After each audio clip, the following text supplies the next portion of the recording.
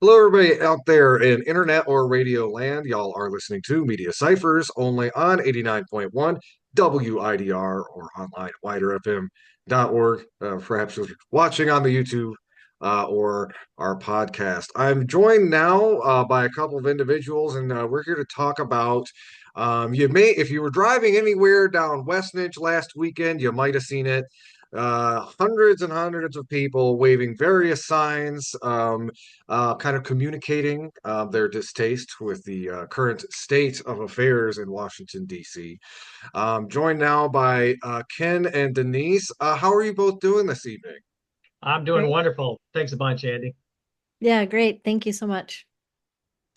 So I just let me correct me if I'm misspeaking. So I know you're both organizers with. Are you both organizers with Indivisible, or at least speaking in that Correct. capacity? Is that right?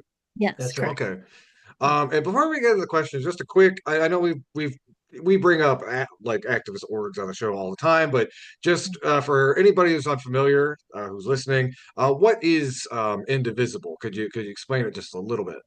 Sure. Well, Indivisible is a national organization that was started after the first Trump election, and it's kind of been around since then. Indivisible Greater Kalamazoo is kind of a chapter of that big organization. And Indivisible Greater Kalamazoo kind of got to start not a whole long time ago, maybe 11 weeks ago, if that, honestly, with 12 people. And that 12 people became 30 people at the next meeting, and that 30 people became 100 people at the third meeting. And then all of a sudden, boom, it was off to the races. And now we're easily, with our own membership, pushing seven to 800, under eight, seven, I'm sorry, 600 to 700 people as a part of our own membership. And it has just ballooned. I mean, we have just tapped into a need. And Indivisible is an action oriented organization. It is about kind of being irritants to the elected people, and we're making phone calls, we're doing office visits, we're letters and emails, and of course the big protest, which we had on Saturday. And something that I really like about it, which draws me to it, is that the organization is meant to be nonpartisan. So we really are welcoming, um, you'll find a lot of Democrats there. It does kind of have that leaning, but we're welcoming of, Republicans, independents, non-affiliated people. People are just, fed up with the system. So, anybody who is really focused on defending the Constitution, defending our freedoms, our right to speech, free speech, and assembling, and things of that nature, and having our government work the way it's supposed to in terms of checks and balances, I think they can find a home here. Yeah, I want to underscore that because Denise is absolutely correct. We are here to hold Democrats accountable as much as pointing out what the Republicans are doing. And we're trying to work with those people who really just see that there's a problem, right? That we can't stand by and let our government become autocratic and fascist, and we've got to lean in. And that's kind of what Indivisible Greater Kalamazoo is all about. Well, thank you so much. And you just as a aside for my listeners, it reminds me a little bit of this type of organizing. I think most of my listeners probably remember it most from previous Trump years, but it's kind of nonpartisan organizing is really important in the political scheme, especially I think of organizations like Represent Us that kind of take a similar tactic. Tackling issues like campaign finance reform and free and fair elections. Um, so let's kind of draw back. First, I want to kind of maybe talk to you both just individually. And this could be a lot of things. I mean, it's kind of a wheel of horrors that we've Right. been spinning in the last couple of months here. But what motivated you personally to get involved in organizing the protests that happened here and all over the country last weekend? So, I noticed kind of like in your questions, you were comparing sort of this Trump presidency to the previous one. And I think, like my friend who launched this Indivisible Greater Kalamazoo and I both sort of felt in the previous Trump administration, I think a lot of people just kind of did a lot of angry memes and complaining and feeling overwhelmed. And those were some tough years, like mental health wise. And so this time, I think there is a sense of like, okay, there are other people out there, and I'm going to connect with them and we're going to do something because I can't do what I did the last time. And so, sometimes there's mornings where I wake up and it's just the sense of, I don't want to get up and I hate the state of the world currently as it stands, but we got to get up and fight for our country and fight for freedom. And hey, it gives me something to do and it keeps me sane. So when I talk to friends who aren't doing anything and they're like, "Oh, I can't read, I can't watch the news and I feel so overwhelmed and I don't know what to do." I said, "Well, come do something. If you're making phone calls, writing letters, postcards, faxes, protesting, it connects you with other like-minded people and you don't feel so alone." And I think that's so critical right now. Yeah, and I think I echo a lot of that too. It's like I kind of initially got involved and went to the second meeting, Andy, because I was feeling that need to want to lean in and do something. And then, and then from there, it's like, well, what does that mean, for me? If you're asking me on a personal level, I wanted to kind of do more than just show up at the protest. I wanted to be a part of the structure of the organization in order to empower more people to be a part of it. And so, and it doesn't take long to become part of something, right? You just start saying yes to being asked to do things, and then the next thing you know, you're helping organize the protests and the rallies. And for me, um, I'm one of the things I'm looking to do is help other people, participate. I think, Denise I think is talking a lot to this too, right? We're inviting people to come in and exercise their voices because it matters. It really matters. And Indivisible Greater Kalamazoo, I think, provides a framework to kind of make that happen. And and that's kind of what I'm trying to do. hmm And, it's really exciting, the aside from my friend who launched this in January, I think. So she and I were friends before this, but I don't, it's not like a group that already knew each other said, "Hey, let's, we can't just brunch every Saturday. Let's try and make a difference." Like we didn't know each other. I don't think really any of us are professional, like have a lot of experience at this. I've engaged in activism before, but more as a participant. So it's really just this opportunity. Like if you see something that needs to be done and you have an idea and you want to run with it and it aligns with Indivisible's main focus of, grassroots, action-oriented, nonpartisan, like there's probably a home for you here. So it's uh it's not top-down heavy, it's very just bubbling up from what we the folks here in Kalamazoo want to do.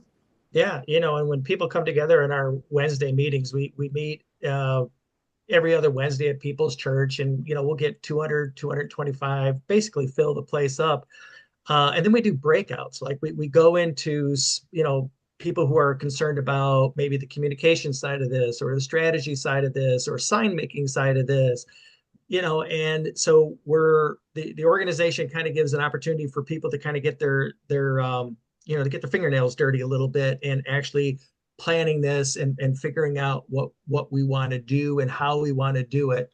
And it's really amazing and powerful to watch. I mean, people are angry, people are afraid, right? Mhm. People want to exercise in some meaningful way, and so that's what's motivating me, right? Is a for me to do that, but then to help other people do that as well.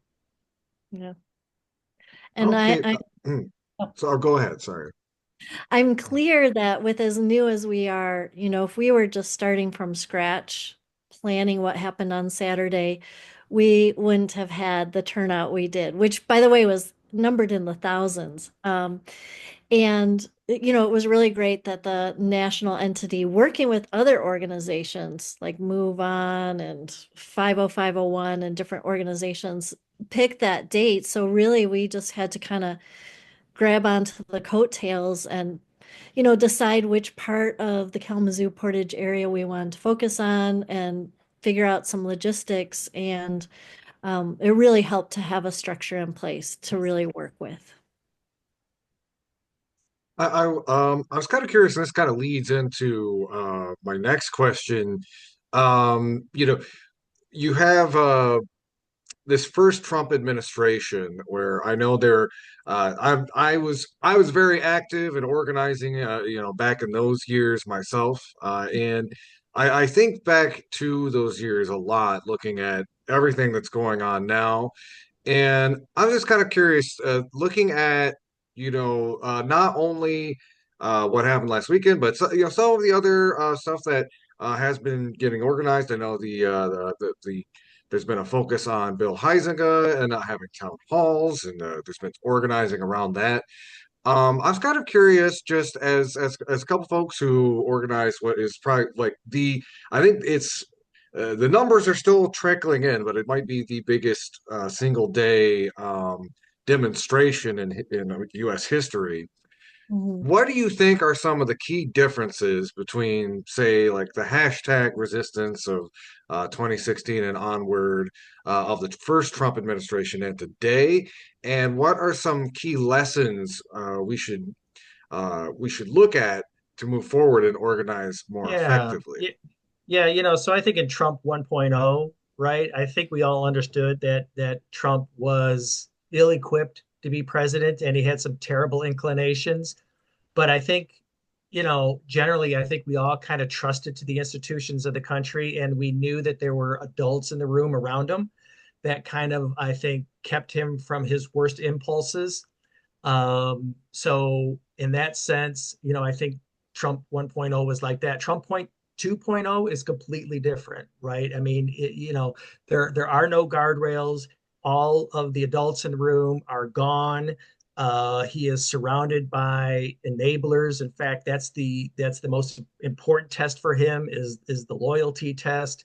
And I think not only are these people his enablers, I also think they're worse than him in a lot of different ways. I think they're also not only enabling him, but I think they're also goading him or leading him or persuading him to do even more autocratic and even more fascist types of things. They're really interested in tearing down the structure of our government.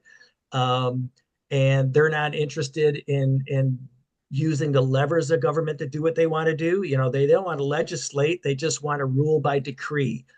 So to answer your question, I think people recognize that the stakes are higher. Like I think Trump 2.0, the stakes are higher. I think our country is legitimately under threat, and I feel like even for myself and that I feel like the stakes are just that much higher, and people are engaged faster and hotter and across more demographics.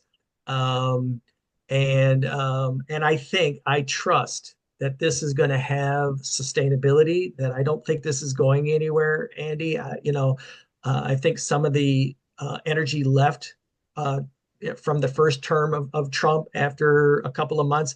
I don't see this leaving because I think this is just existential, and I think people are going to stick around because of that. Um, One thing I was thinking about is this is my impression, and it could be wrong. I'm by no means a, professional political analyst, but it seems more decentralized. Like I love the fact that both in Kalamazoo and on a national level, it seems like there's multiple organizations working together. And um, so somebody might find one organization that works for them, and their neighbor or friend or family member might say, I'm going to work with this other organization. Like I don't, even though I voted Democrat basically all my life, I don't really identify that way. So I love the nonpartisanship of Indivisible. And I think in the first Trump administration, people were still hanging on to like how the system is supposed to work. Like, oh, we'll get them next time. We'll just, we'll vote in somebody better next time.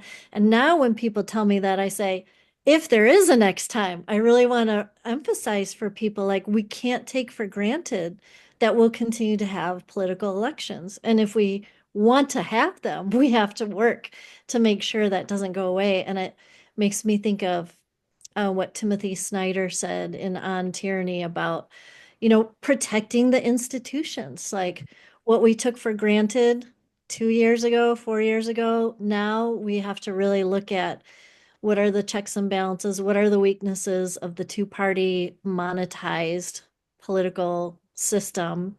And what are the weaknesses that we have to overcome? Yeah, I have a legitimate fear that there's going to be a next election.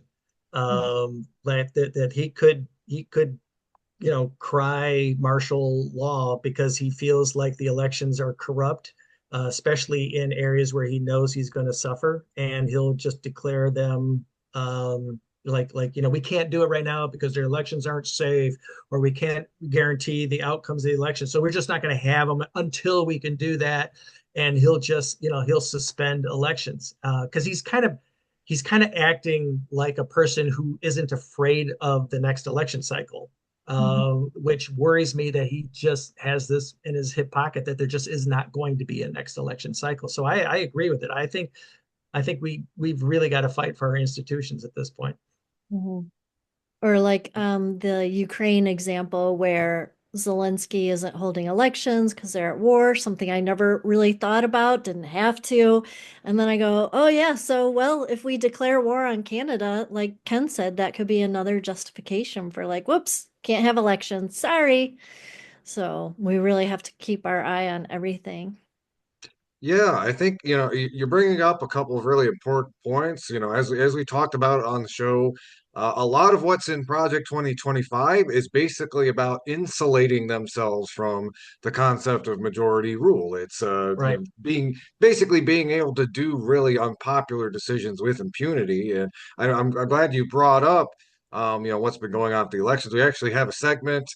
If you're listening on the radio, you'll hear it in a little bit. Me and Lawrence talking about the Preserving and Protecting the Integrity of American Elections Act, which would effectively disenfranchise millions and millions of people if it is enacted to the letter. So yeah, a lot. Again, the threat is definitely certainly here, and I echo too that kind of thought about the concern that the institutional guardrails that exist in the previous administration are well, very much the target of a lot of what they've been doing in these first few months. Um, I'm going to kind of break down this next question into a couple of different pieces, and I'm kind of curious. This is more of a tactical question, and it's something I've been seeing kind of a big difference since the last time Trump was in charge. And I was thinking about the concerted effort to push kind of hit them in their pocketbooks. The idea, boycotts and trying to flex organized labor. Something that we've seen emerge rather organically since Trump's new administration started is kind of the public pressure slash boycott against Tesla. It's kind of just been a natural response to Elon Musk. I don't break it down. So I'm kind of curious. I don't know if that's necessarily outside the scope of what Indivisible is organizing, but it is something I've been thinking a lot about lately. Is trying to use some of these mass mobilizations to kind of organize the economic leverage that we have as the working class. Mhm, mhm.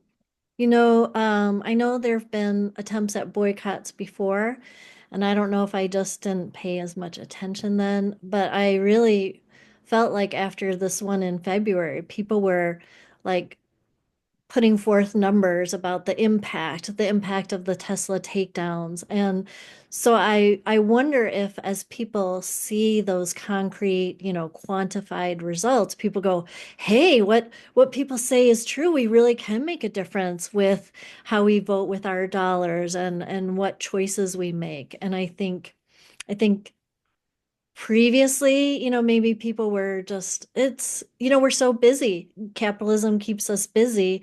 So the convenience of Amazon is such a draw. But now, as people are really having in their sights those oligarchs concentrating the billions and billions of dollars in the hands of a few small people, I think people really are just fed up with that huge discrepancy between the haves and the have-nots. And they're like, all right, I'm just going to buy secondhand clothes and like exchange my chicken eggs with my neighbor for some sugar, like it's a way to just kind of get outside of that system a little bit and test the waters. Yeah, and some of the power of that, Andy, is just kind of organic. I think the Tesla stuff happened without even like a formal declaration of any kind of boycott, right? I think people had just naturally just started to divest of their Teslas because they didn't like the symbolism, and they're just not buying Teslas. I don't know that there was ever a declared boycott on Tesla, but that's the power of this thing that I think people are feeling. And um, and capitalism is just unchecked at this point, and that's part of the challenge. Again, I think Denise makes a great point. It's like when you've got so much wealth concentrated in so few people, there's going to be a backlash, and I think this is the beginning of that, or I don't know if it's a beginning or not, but it is certainly manifesting at this point. So with Indivisible Greater Kalamazoo, we're like I said, we're about taking action. So there is an economic blackout day coming up on the 18th, right? There's a protest in downtown Kalamazoo that we're building some interest around or momentum around. Hopefully, people can participate. Um, so yeah, I think these things are effective. I think we need to be doing them. What's interesting though, in all of the tariff stuff and all of this things that Trump is doing, he's hurting a lot of people at the upper end of this thing as well. And it'll be really interesting to see, just what that dynamic plays out as you're seeing a lot of these people start to get impacted by all of this nonsense as well. But it will be hardest hit at our level, right? I mean, it's the people who live check to check, who are one paycheck away from a bankruptcy, or one medical emergency away from bankruptcy. We don't have that level of forgiveness in our portfolio. So it's more imminent for folks like us for sure. Yeah, and then so to tag on with what Ken said about the economic blackout coming up on the 18th, that's what I love about there being multiple organizations, because that's a different group of people who are Right. organizing. We're kind of burnt out. We did a big push for a very young organization to pull this together in Kalamazoo Portage. And somebody commented on one of the things on Facebook, like, we need to do this every week. He wasn't even at the Saturday protest. I was like, whoa, let us just recover a little bit. But a sister organization has, picked up on the upcoming economic blackout. So they're organizing the protest downtown. So then we can direct our members to that, support their efforts. And then the Tesla takedown, there's a guy, a local guy who wanted to gather the leaders of the various organizations so we make sure we're not planning protests on the same day and kind of diluting our efforts. So I think that's brilliant. His name is Silvano. Maybe Ken knows his last name. And he's really focused on the Tesla takedown. So there's different organizations kind of picking up different pieces. And I love that we're not in competition with each other, because there's so much work to be done and we can't do it all. So, Yeah, yeah. everybody maybe got a different sort of handle or approach or perspective, but there's room for all of us. So And, much and to. yeah, and to the best of our ability, we're posting this stuff on our website, right? IndivisibleKZOO.org. We're trying to post up all of these little different, all of the protest actions, so that people kind of at the very least, maybe we can provide that resource hub for people to learn about what's going on this week or next week and the following week, and then what big thing we might be up our sleeve coming down the line. But um, it is important that we maintain some energy, right? We got to be sustainable. We got to keep people kind of bound together as we move through, and just try to amplify our voices as we go. Um, yeah, and I think Congressman Heisiga should be shaking in his boots because I think one of the things I hope to get out of this too is that, as assuming we have an election, right? But that if we have an election, that we're able to give energy to people who are interested in being a competitive, enter the race competitively, and to feel the wind in their sails from our efforts, to give them strength to come forward, to give them strength to stand up, and create a truly competitive congressional race in this district, right? Let's get rid of this guy who is just in the pocket of Heisinger. And through that we can start to maybe manifest some change.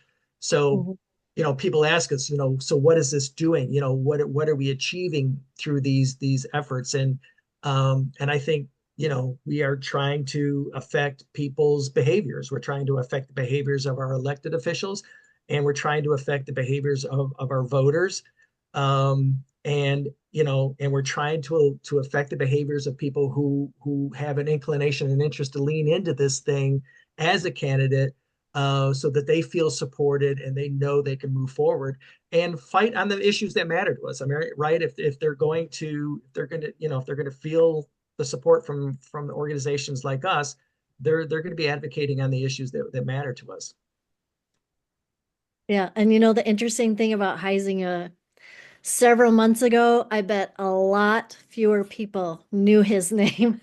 But with that concerted effort of like, okay, call your rep, call your senators, and then using the 5 calls app, so everybody was all fired up. I would do it like every night, at 11 o'clock at night and leave messages. And then when we realized, hey, you can't even leave a voicemail for Heisinger anymore. He's like shutting down his phone lines. Like, I think people are more engaged than they ever have been to say, okay, he's a Republican. I didn't vote for him. I don't align with him, but I should be able to have a conversation with him or someone in his office. I should be able to, and the fact that now it's like, okay, you can only send an email through his website means that people who are not tech savvy or don't have good internet access, they're cut out from that. So it becomes an accessibility issue as well. Yeah, no, absolutely right. And just kind of thinking through some of what y'all just said. I really love the piece too about, taking a lot of this momentum that we see again, in these very chaotic times, and funneling that back into local organizing and kind of playing to the strengths of the community. Something I always like, I really do love about Kalamazoo. Again, there's a lot of these organizations we talk to each other, and kind of are able to plan together. So I'm really excited to hear that. Kind of, you mentioned a few things there, but just to put a fine point on it, what are some? Are there any like specific next steps? You were asking of people who either came to the demonstration or looking forward to what you are going to be organizing next, or things that other groups are organizing you want to put a spotlight on. So, I mean, I'm sure Denise has something to say to this, but one of the things I'd like to do is broaden our reach. Like I would love for there to be an indivisible campus, Western Michigan campus, an indivisible of Kalamazoo College, an indivisible of people of color, right? I mean, it would be great to create different groups of people with their own sets of concerns and issues, and feel like they have the ability to do.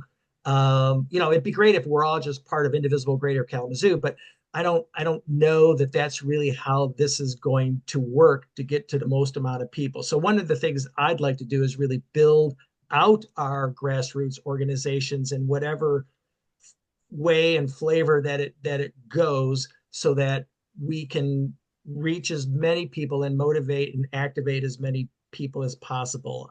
I think that's getting to your point. Tell me if I'm not, but yeah. Yeah. And in March, we had somebody come from El Concilio and talk to us about their efforts, what they're seeing, how people of Indivisible, Greater Kalamazoo could support their work. And then in May, somebody from out front is coming to talk to us. So I love that we're making these connections with other organizations, that we're not the end all be all with all the answers. And like Ken was saying, there's a lot of different kind of communities in Kalamazoo. And frankly, People's Church can't hold us all as it is. So if people kind of splinter, we're going to support that, and we're going to Right. let people know about it. We're not going to compete. We can learn from each other. So there's a lot of opportunities to just keep growing in the community. Like, tap into people who want to do something, the young, the old, people who've never done it before, people who maybe are jaded about activism but are going to take a second look, all kinds of things. And I think there have been people who have, I think jaded is like the right word, right? I mean, there have been people who have been disappointed by the institutions of politics, right? I mean, I think the Democrats have not been wholly convincing or wholly useful at times. I think they speak a good story sometimes, but when it comes right down to it, they don't actually live out, I think, their creed.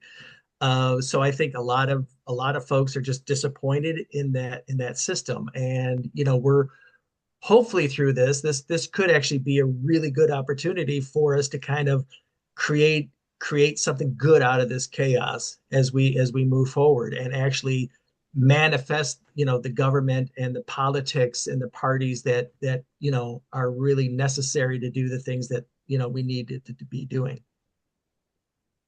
And Andy, did you know that September 15th is the International Day of Democracy? Oh, is it now? Was Yes. I did not. Somebody in our group brought that up yesterday. We had like a debrief from the protest and somebody mentioned it. So that's like a fantastic opportunity to do something, outside and have, maybe a different structure than what we did on Saturday. I loved a lot about Saturday, the fact that it was so energized. Nobody had to be quiet and stand still and listen to a speaker. It was like really alive and people were dancing and jumping around. Well, okay, me with the cowbell. So but so in the fall there's an opportunity, I think, for us to really work with other organizations and say, what is democracy and how do we support it so that it flourishes? So I have kind of this is more of like a bigger, big, more existential question, I suppose. But it's something that I've been thinking about. Especially with we this is everyone's least favorite rerun, what we're seeing right now, of course, Yeah. with um. But I think there's a big fear out there, and you see this not just in like card carrying socialists like myself that this is a cycle and we're going to see kind of like again the ratchet effect we talk about where the Republicans push everything to the right and the Democrats they stay there and then the next administration Republicans push even further and I was thinking with just kind of like the very diverse flavor of these mass demonstrations across the country. You had there were demonstrations on the same day, explicitly calling out imperialism in Gaza. There were some that invited Nancy Pelosi up to speak. Mhm. So I was kind of thinking, like, kind of how you kind of conceptualize that frustration, which I've seen from again, not just the far left, but also a lot of people in the middle ground. I've seen people who have been lifelong volunteers of the Democratic Party be just very frustrated with just them learning all of the wrong lessons from the election and so on and so forth. So just from your perspective, a lot of organizing is about triage to this assault on our society and the system we live under.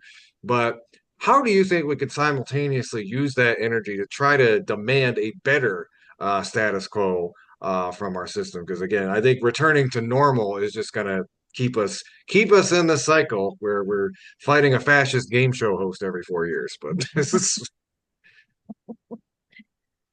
Yeah, that's a doozy.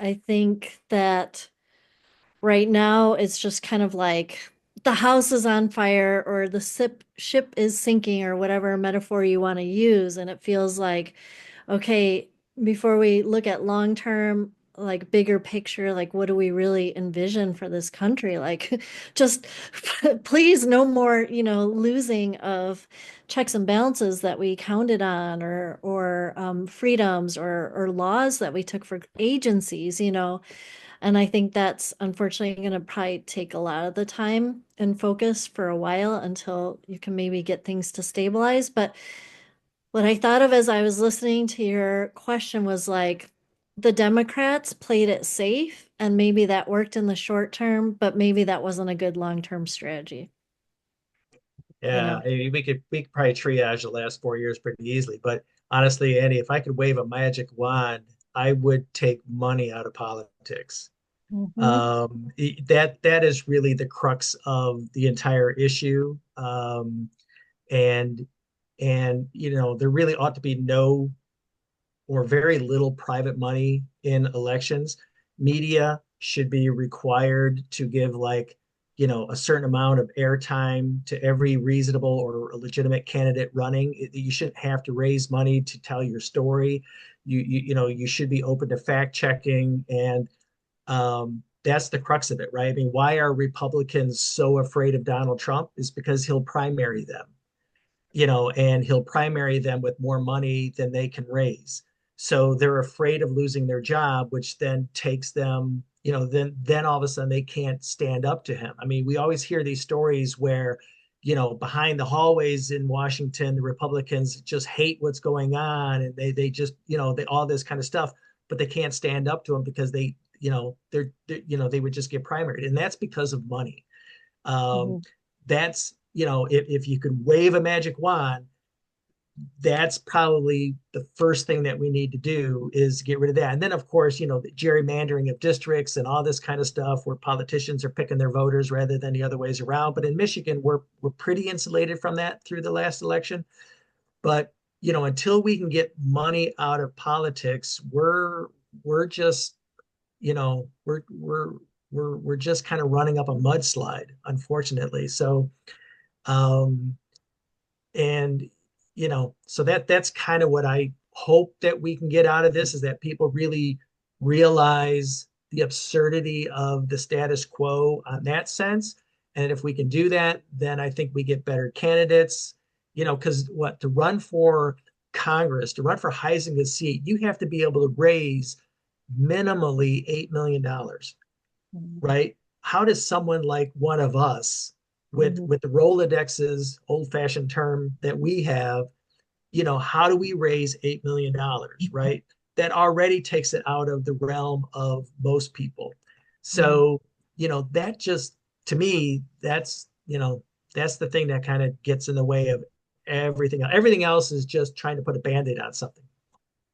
Yeah, in real life, we say it's not all black and white, but our two-party system has really forced it to appear as if it's black and white. You have the two major parties to choose from, and it really squashes like the diversity that we have in the US, and it's made people very cynical about the whole political process, which is a shame.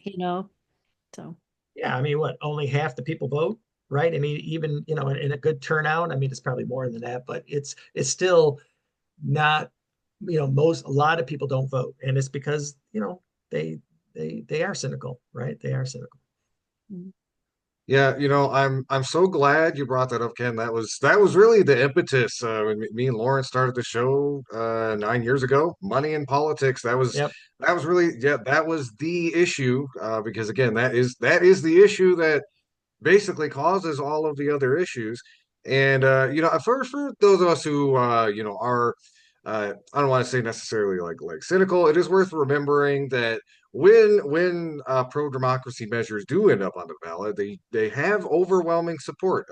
Just a Hmm. few years ago, we mentioned like voters, not politicians, got the Hmm. that gerrymandering reform passed with, a lot of people thought like this is a wonky issue, people aren't going to understand it, money is going to flood it out, but no, you let the people make the decision, and they chose correctly. So I know again right now, the threats to the democracy are very big.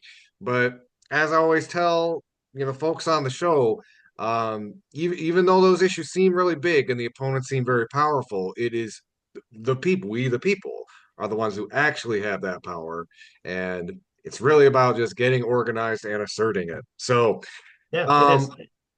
again, I want to thank you both so much for taking time to come on our program today. If people want to get involved with your organizing efforts here in Kalamazoo, what would be the best way for them to do that?